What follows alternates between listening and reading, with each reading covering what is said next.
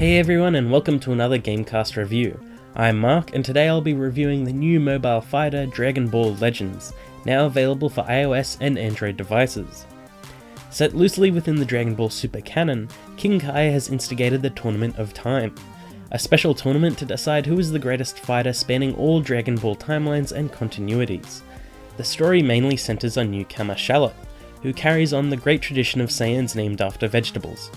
Shallot is conveniently an amnesiac, so the player is learning everything at the same pace as him. The story is designed to be very slow moving and cyclical, as is the case with most phone games. So a majority of your time will be spent talking to your favourite characters spanning the earlier eras of Dragon Ball Z, as the game has just started out, so the cast isn't too deep.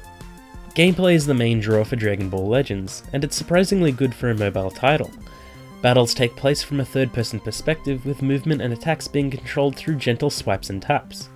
Your distance to your opponent dictates if your attack will be melee or ranged, and you can quickly dodge or teleport with a few quick swipes to the left or right. You can tag to either of your other party members in battle as the situation changes, as each character has an elemental affinity. Each player gets dealt a small hand of cards which basically dictate your available attacks.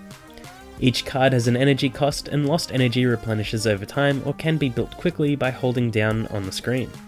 Most come in simple melee and ranged ki blast volleys, but every now and again you'll gain a support card which grants a buff and an ultimate attack.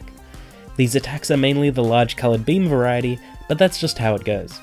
Some are special, and a few characters even have their own unique specials like Broly and Super Saiyan Goku. Cards can also come with Dragon Balls attached.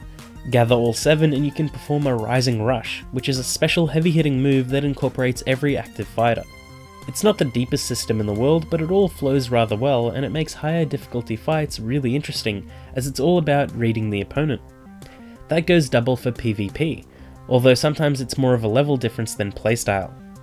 It's fun experimenting with different characters, as the in-game summon currency is thrown at you in the game's early stages, and being able to select your next login bonus is pretty neat too. The difficulty amps up relatively quickly, and while you can grind for levels by retrying battles, you can also send your fighters to train while you're away from the game, or unlock bonuses on the Soul Boost board, which is basically a big interconnected network of stat boosts that can boost a character well past their regular level parameters.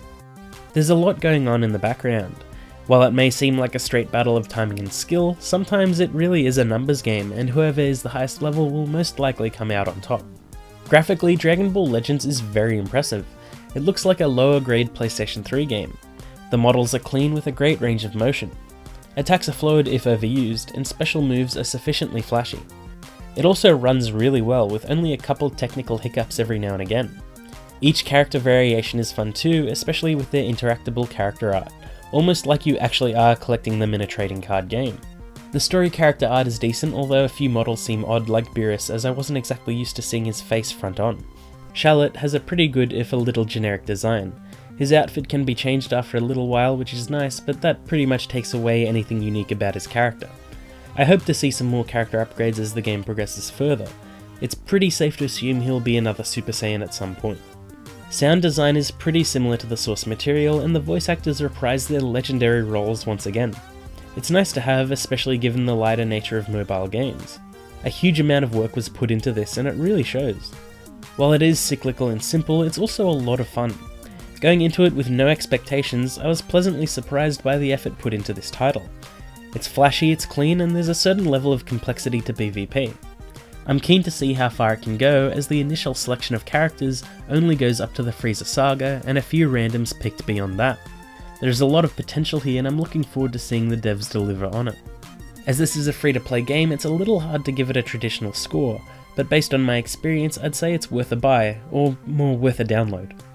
I hope you enjoyed that video. Please don't forget to like and subscribe, and please let me know what you thought of Dragon Ball Legends in the comments below. Until next time, bye!